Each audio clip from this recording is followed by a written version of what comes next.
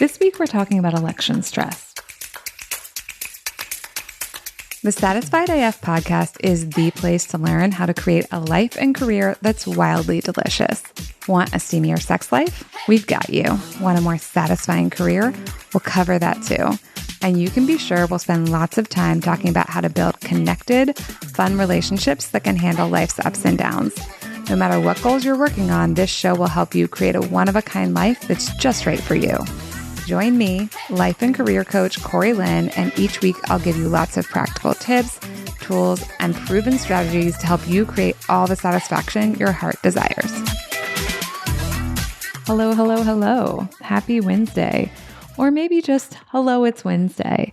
Maybe you, like me, are not feeling particularly happy this week.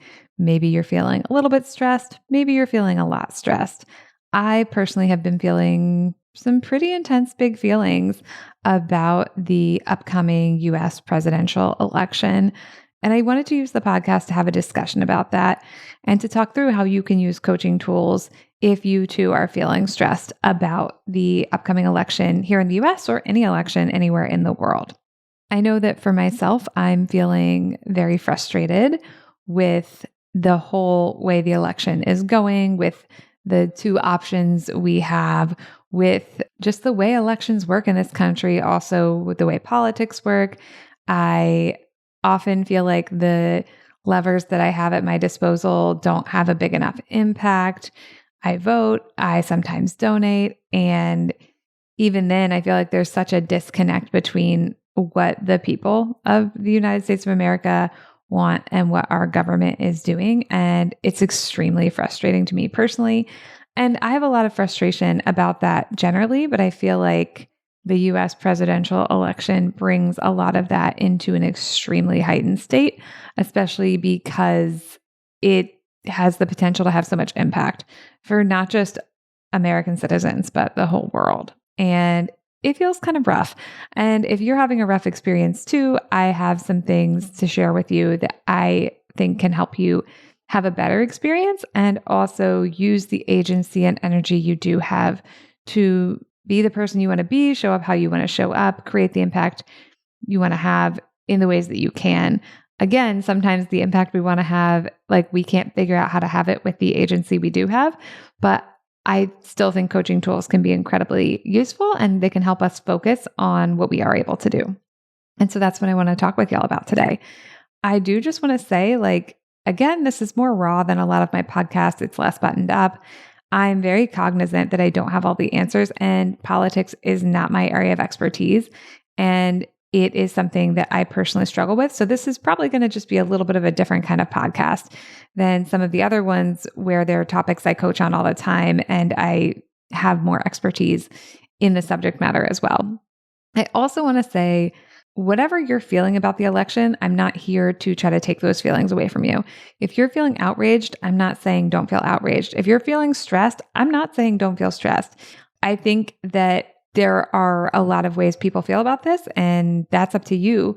And also, the coaching tools can be something that you can use in addition to however you're feeling, because sometimes there's something that I'm outraged about and I want to continue to feel outraged about it, but the outrage isn't helping me show up the way I want to show up. And so sometimes I am looking for something else I can tap into alongside the outrage. And that's kind of what this podcast episode is trying to make available for you. Is like, however you're feeling, okay. And again, we're not trying to gaslight or say like everything's going to be hunky dory and it's all going to be great.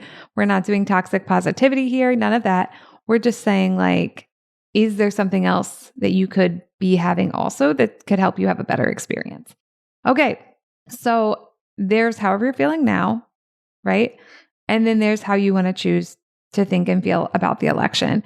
And I think for a lot of people that maybe seems like an either or, but what I'm going to say is I think it can be a both and that they can sit alongside each other. Again, like I feel so frustrated by the American political system. Like I just feel enraged by the way it works in its current arrangement. I also just generally feel so enraged by like how the United States as a country came to be and like all of the problematic isms that our country is built on, and many of which our country is still doing, right? Things like white supremacy, things like state sanctioned violence. Again, I'm so enraged. I'm not going to try to tell myself not to be enraged. I'm not going to be like, that's not helpful.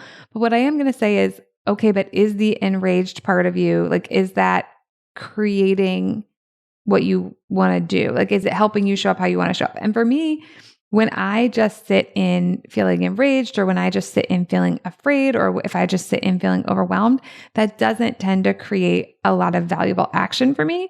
Like if I feel enraged, I'll probably just stomp around the house, I'll wear myself out, and then I'm going to be like laid out on the couch watching murder TV, drinking a big glass of wine, right? Again, there's nothing wrong with being enraged. I think it's often how I want to feel about a lot of things, but it's not necessarily the feeling from which I am going to create the actions that I want to be doing, or from which I'm going to have an impact. Because I observe when I feel that way, what I do, like it's part of the picture, right? I think there is space for stomping around the house, laying on the couch, watching murder TV, and having a big glass of wine. I'm probably still going to do all of those things. But sometimes I want to do other things in addition to that. And that's where like the secondary perspective can come in, right? So it's like all of these things, I feel enraged. Okay. But alongside that rage, is there something else I also want to cultivate that's going to help me problem solve or show up in some way that I think might be meaningful? And sometimes it's like, I don't know if this will be meaningful. This is kind of a test and learn, but I'm going to do it. Like, I do feel very disillusioned politically in this country, and I'm still going to vote. And sometimes I still make donations, and there's other things I'm going to be doing because I can do them, and it's possible. For one thing, like I do think voting obviously has some impact. Like there is one candidate I want to win, and it's not because I think he's going to do a great job. It's because I think the other candidate is horrifying. And I'm a queer person and a woman and interested in intersectional feminism and interested in human rights. So I think you probably know which one's which. So again, it's like I'm very disillusioned in the system, but I'm still going to vote, right? I'm still going to vote, and I'm still going to vote for the candidate who I believe is more aligned with my values and with what I would like to see happen in our country. I'm also deeply frustrated because I think the things that that candidate will do, even if elected, are not nearly enough. So this is the both and. This is holding the complexity for like, I am enraged, and I'm also going to like figure out some things to do that I think could be useful, understanding that they might not have the impact I want them to have. And then I'm going to have to like look around some more to see what, if anything, could have the more impact. So there's that piece, right? This is the two things that are operating at the same time, side by side, is like the rage, the fear, the anxiety, the frustration, and then thinking through, okay, but what's going to help me try to create the outcome I want, or as close to the outcome I want as possible. A metaphor that I read online once that I thought was really useful was that voting is kind of like taking public transit. A lot of times there's zero public transit that's going exactly where you want to go. So you pick the public transit that's going to get you closer to where you want to go. And then you have to figure out, you have to bridge the gap some other way, right? With an actual public transit, like probably you're going to walk. But, you know, with something political, it might be like, okay, I vote, and then I also do mutual aid, and then I also like am finding activism that I can do that's going to like help push the country or my city or my state or whatever in the direction I want to see. I think there's also some grieving, right? It's like, fuck, things are really not the way I want them to be. And I think where we're enraged, there's also often grief, and we don't always get to it. But I know for me, in reckoning with the country that I was born in and that I live in, the United States, there's so much grief. There's so much grief about what this country has done and what it continues to do, and the terrible ways it treats people, both its citizens and non-citizens, right? Again, if I get too caught up in that and only that, it's going to take me out. It's going to take me out of the game. And that's personally not what I want. It's not a super enjoyable experience for me. And I don't think it's helpful to the outcomes I want to see happen. And that is part of the key. Because when we get caught up in, right, either like the rage or the despair or like the hopelessness, the helplessness, then that takes us offline usually. And so another thing that I saw online that I think is really useful is the question like, online, the question was who benefits from this emotion, I think. It was, I think, actually about body positivity. And like, if you feel shame about your body, who benefits from that? Not you, right? But probably a bunch of industries that are worth billions of dollars who do not give a shit about you, right? So I think this is also a really important question for politics in general and for the election. Is like, if you're feeling hopeless and like nothing you do is going to matter and make a difference, who benefits from that? Do you benefit from it? Probably not. Feels fucking terrible. Do the outcomes you want to see for this country benefit from that? Probably not. Now, of course, there need to be like limits and boundaries to how much you give, because you don't want to burn yourself out by overdoing either. That's where we got to get into that happy medium of like out of the pit of despair of like nothing matters, so why bother? But also staying out of the like, it's on me and I have to fix everything and it's got to be on my blood, sweat, and tears, which is going to, first of all, can never be true. Like change almost always involves multiple people, lots and lots and lots of multiple people. Also, like that is just going to lead you directly into burnout, because one of the burnout factors is unsustainable workload. And if you think you personally have to change everything in this country and our politics, that's a pretty big workload, even if we all are combining, working on it together. But I definitely think it's unsupportable for one person.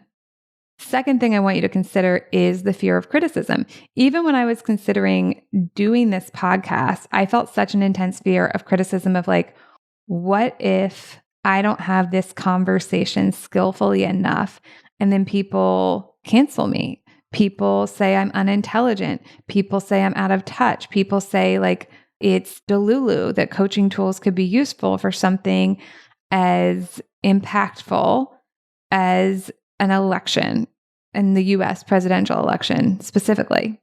Like, what if people don't think my information that I have to share is helpful enough? I had the fear of all of these kinds of criticism. And so then I had to decide what to do with that, right? And again, who benefits from my fear of criticism? Not you and not me, right? If I don't share what I have to share, that is information I'm not putting out to the world. So like there's less value in my content that I'm offering you. So I don't benefit, but also you don't benefit. Like if you come to the podcast and want to hear my information and my ideas about how you can have a more satisfying and delicious life, or some days just like a slightly less stressful life, then you're also not benefiting. And if my content is going to help you make the political, but also personal and professional impacts you want to have, and then I don't share it with you, I don't benefit, you don't benefit, but also like the outcomes that you want to see in the world don't benefit. So I think it's so important to see that of like both the kind of learned helplessness that we can kind of get into sometimes, especially with something as big and unruly and unwieldy as like US politics and like the way our elections work and the way the government runs, but also like something as small as like you sharing your ideas. It can feel so scary to do that. It can feel like it's not, helpful enough, but you and what you care about doesn't benefit by getting caught in those traps, both of like, maybe it's not enough and maybe someone will say something mean about it. So I wanted to offer that to you as a perspective of like, maybe whatever you can do, however you want to show up can be good and meaningful, even if it alone can't change everything. And again, probably no one alone is changing everything. I think that's such a rugged individualist, very classically American way to think of like, I have to be the one who changes everything. But again, I don't think any of us are going to be the one who changes everything.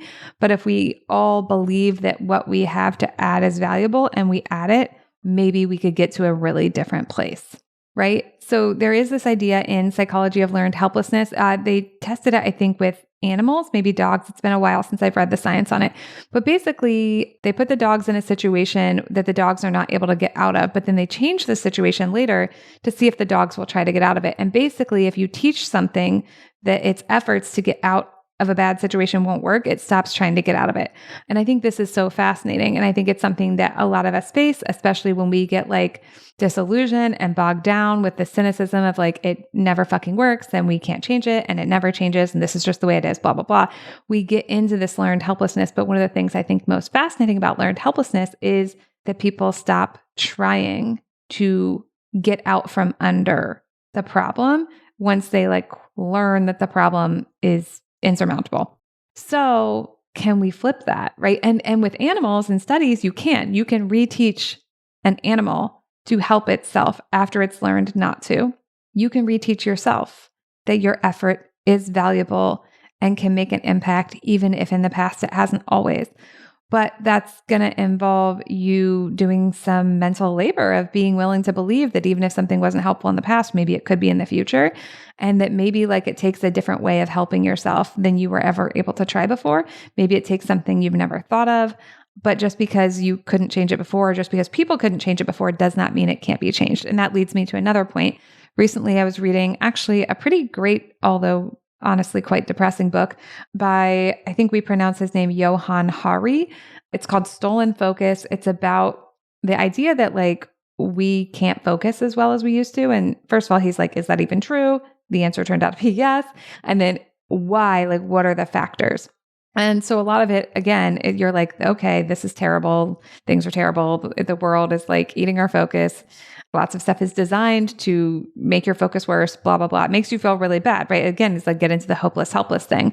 But one of the points that he made in the book that I'm personally obsessed with and choosing to be obsessed with because it's helpful to me is the idea that things that seem unchangeable can and do change. And the two examples that he talks about in the book are women's rights and gay rights. And so he talks about like his own grandparents and maybe it was his great grandparents. Anyways, a woman from his lineage, either his grandmother or great grandmother, and like the life experience she had versus like the life experience, I think maybe of his niece on the same side of his family, and how like the rights that women have now were beyond the wildest dreams of women just a few generations ago. And it seemed like that was never going to change. And yet it did change. And it didn't just change like by happy accident. It changed because people were like, oh, fuck no. And then they did a bunch of really hard things over and over until change happened. And the same thing with gay rights, or like to expand it, LGBTQIA plus rights. Nowadays, Pride is like, you know, often a parade and a party in a lot of cities, but the first Pride was a riot. People want things to change. And sometimes the ways that they choose to express that they want things to change, like you might personally be like, ooh, that's not for me.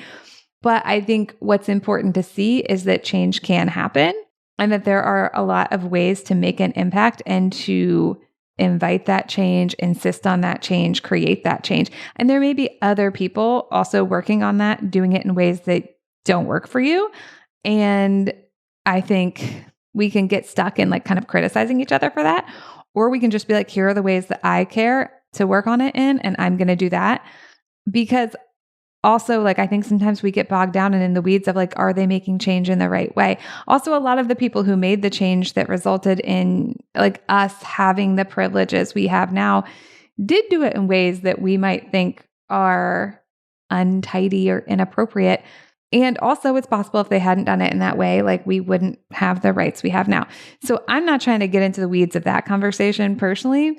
I'm just trying to say maybe if you're feeling helpless, if you're feeling hopeless, if you're like, oh, this is like bad beyond fixing, maybe it's not, right? And maybe you can have more of an impact than you think you can. And also, like, I'm not trying to take your outrage away from you. I'm not trying to take the despair, like whatever you feel about the US presidential election, chances are I feel it too. I'm just saying, for me, it helps me handle stress when I can think through, okay, where am I going to just like honor my experience and like love myself and care for myself in the difficult feelings? And where do I want to invite in a second perspective that's going to help me show up in the way I want to, whatever that looks like, that's going to help me make impact, even if I'm scared, even if I'm not sure it's going to be helpful? Do I want to be able to say I tried? Personally, I do. And so I'm going to go for that. That's what I'm going to pursue. And I want to invite you to consider that that's an option for you too. I'm not saying you have to. If it works for you to be in the outrage, be in the despair, be in the stress, like, you're the authority on you. I'm never here to tell you what to do. I'm only here to share, like, here are some things you could do that I think can be really helpful, both to your day-to-day lived experience as a person and also to you creating the outcomes you want to create, whether that's changing the political landscape of the United States or whether that's like starting a workout habit. That's for you to decide. I'm just here to help you like remove the obstacles between you and what you want to be doing. So another thing I thought might be useful is sharing some of my own self-coaching. Now, I'm not actually going to share my self-coaching about the election. I'm going to share my self-coaching about recording this podcast, because one of the ways I'm hoping to impact the election is by sharing this information with you and enabling you to bring in a second perspective and show up in whatever ways you want to and kind of fuel yourself powerfully so that you can have an impact. That's something I want to do to help you feel better, but I think also it's my gift to everyone so we can all be having a better experience of the election, because I do think all of us feeling super fucking stressed out about it is not super helpful, right? But when Alex suggested that I record this podcast, I got an immediate like, oh, that's so important, but also like, there was part of me that didn't want to. And it's not because I don't want to share my ideas with you. It's because I was afraid. I was afraid that what I would have to say would be not good enough in some way. I was afraid that I didn't know what to tell you about the election because I don't have all the answers on how you can, in this podcast, feeling amazing about it. Cause I don't feel amazing about it. And so I was like, ooh, is what I have to share good enough, right? And when I thought, is what I have to share good enough, I felt afraid and I didn't want to share it with you. And the result of that, if I had let that play all the way out, would have been that I wouldn't have made this podcast. I would have more deeply invested in what I have to say is not enough. It's not helpful. I don't know. I can't help people with this. And then who would have benefited from that? Not me, not you, and not the outcomes I want to see in the world. So what I did was I brought in that second perspective that I was telling y'all about. And the second perspective was, I know some useful things that I can share, right? This is not the sexiest second perspective. It's not grand. It's not, I know everything. It's not, I know how to solve all your problems. Because frankly, I don't know how to solve all your problems. And I don't know what specific actions are going to help you have a better experience of the election and help you have the impact you want to have. But I do know some coaching tools. And so when I got into this perspective of, I know some things to share, I started to feel more confident. And I also got into this perspective of, I'm willing to do this imperfectly if there could potentially be a positive impact. So if some people out there do have criticism for this podcast, first of all, please send it to me. If it's useful criticism, I'd love to use it. If it's not useful criticism, okay, then I don't know what I'm going to do with it. But I'm willing to be criticized in order to be able to share my ideas. And that doesn't happen naturally. I have to work on that. I have to cultivate that courage, because left to my own devices, I'm yeah, I don't want to be criticized. I think there's part of me that would just not share my ideas, but I don't want to be like that. So I purposefully and intentionally choose courage instead. And I choose to believe that it matters more to me to share the ideas with you, even if some of you don't like them, or think they're not enough, or think they're too much, or think they're delusional, or think I'm too privileged, right? Or I'm out of touch, or whatever. So the point is, I wanted to share that example because I wanted you to see what I'm talking about in real time. So the reason I'm here recording this podcast right now is because I was able to bring in that second perspective, right? There is still part of me that's maybe it's not helpful enough. I'm willing to hold space for that, but I'm not going to live my whole life inside of that and let it shut me down and keep me silent. Instead, I'm going to choose courage. I'm going to choose confidence, and I'm going to choose to believe that there is value I can add, even if I can't add every specific kind of value. And to circle back to what I was saying before, I probably shouldn't be able to, right? It's such a flaw in American thinking that we believe we have to have all the answers and know everything and be everything and do everything. I don't have to know all the answers to be useful. I have some ideas that can be really helpful. You also have some ideas that can be really helpful. Honestly, I want to take this time to be if this podcast helped you and allowed you to think about what you might, decide to do or show up however you want it to over the election, please email me and tell me, give me some ideas, because I have a better handle on how to record this podcast and talk about moving through discomfort and moving through resistance to be available for action. But I'm not the expert on what's going to be most useful for actually moving the needle in this election cycle and also in politics overall in America. So I welcome feedback on that. And I also want to be an example for you that you don't have to know everything in order for the things you do know to be helpful. You do not have to have all the answers in order for you to get out there and make an impact. And you don't benefit when you shut yourself down because you're afraid what you have isn't going to do enough. If you're afraid what you have isn't going to do enough and you allow that to keep you from showing up, that's what's making it not enough, is that you don't show up. Because when you show up, either it is enough and that's cool, or it's not enough. And you either learn how to make it enough or you learn to partner with other people so that together you can make it enough. When we don't put ourselves out there, when we don't share, there's no possibility of things working. But when you do, there's a lot of possibilities for it working, even if there's some bumps along the way. Okay. That's what I have for you on the topic of election stress. If you do share and write in and tell me your ideas about things people can actually do, I'd be happy to share those in an email newsletter or on a future podcast episode. I think that could be so helpful for other people, especially since I'm not an expert in that. And also, if anything else came up from this episode that you want to talk to me about or tell me, send me an email at Corey@CoreyLynn.com. I would love to keep the conversation going with you. I hope this helps you manage your election stress, if that's what you're feeling. And I hope it helps you step into a secondary perspective that can help you have the impact you want to have and have a more enjoyable experience of your life. Because yes, it's an election year and that's very stressful. And this is also your life. And I want that to be able to feel really good for you, or at least a little less stressful. All right. Have a lovely week and I will talk to you next time. Thank you for joining me for this week's episode of Satisfied AF. If you are ready to create a wildly delicious life and have way more fun than you ever thought possible, visit www.coreylynn.com to see how I can help. See you next week.